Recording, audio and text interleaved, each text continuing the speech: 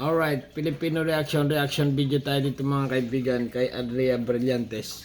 Nagsalita na. Okay, ito na. Pinipili kong maging masaya at kahit gusto kong magsalita, wag na lang. Para wala ng gulo, pinipili ko pong piliin na lang yung sarili, mag-focus sa kung anong meron ako at sa mga taong nagmamahal sa akin. Nagmahal ako ng totoo eh. Hindi ko yun malelet go agad-agad. Okay, alright. Narinig natin mga kaibigan si Andrea Brillantes ay nagmahal nga ng totoo. Okay, ibig sabihin mahal niya si Daniel Padilla. Okay, ganon. Simple lang ang message ni Andrea Brillantes. Nagmahal siya ng totoo. Siyempre, si Daniel Padilla. Kaya naman itong si Daniel Padilla ay tagang pansin natin sa naglalabasan ngayon. Mahal na rin yata itong si Andrea Brillantes. Okay. Samantalang ito si Catherine Bernardo ay parang naka-move on na. Kawawa naman. Okay. Pero wala tayong magagawa mga kaibigan. Meron lang tayo fans nila. Okay. Tamang marites lang tayo sa kanila. Yun na nga ang sinabi dito ni Andrea Brillantes. Naman lang naman na dapat namnamin ko tong feeling sa to para makapag-heal ako. Okay. Ninamnam na niya ang feelings niya dito kay Daniel Padilla. Alright. Maikli lang ito mga kaibigan. Napaka-short lang na sinabi ni Andrea Brillantes na nagmahal nga daw siya ng tunay. Okay. Sabagay, wala tayong magagawa kung magmahalan sila. Bahala sila sa buhay nila. Okay. Basta tayo, idol natin sila.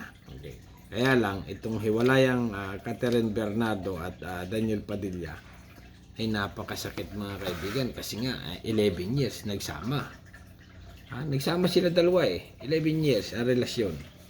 Inabang-abangan ng mga masa, pinapanood-panood na halos walang bumitaw, okay, sa kanilang pag-idolize. Yung pala naman itong dalawa ay bumitaw. Ang pag-ibig ni Daniel kay Catherine, okay, Catherine Bernardo or Catherine, okay, Catherine Bernardo ay maliwanag na mga kaibigan na yung sumpaan nila na magsasama habang buhay,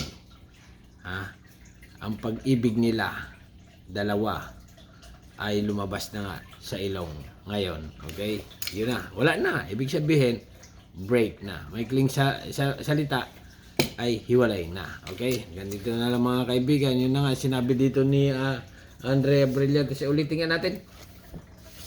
Pasok! Minado ako na nakakaramdam ako kasi tao pa rin po ako. Pero pinipili kong maging masaya at kahit gusto kong magsalita, wag na lang. Para wala ng gulo, pinipili ko pong Huwag ka na nga magsalita kasi nga lalong gugulo. Okay, continue. piliin na lang yung sarili, mag-focus sa kung anong meron ako at sa mga taong nagmamahal sa akin. Tama, mahal ka na. Kumahal ka ni Daniel. Nagmahal ako ng totoo eh. Hindi ko yun malelet go agad. Okay, nagmahal lang nga siya ng totoo. Wala tayong magagawa nga dyan mga kaibigan. Fans lang tayo. Ano masasabi nyo kay Andrea? Bahala kayo.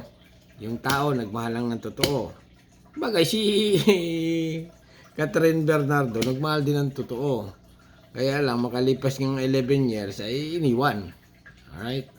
Iniwan siya ni Daniel. At sumama nga dito. Ano man mga malit-malita, malakas tayo dyan.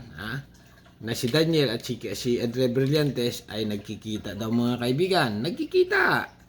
Na kung saan nga, itong dalawa daw ay may ginagawang something. Ganon, ganyan. Okay, bahala na sila.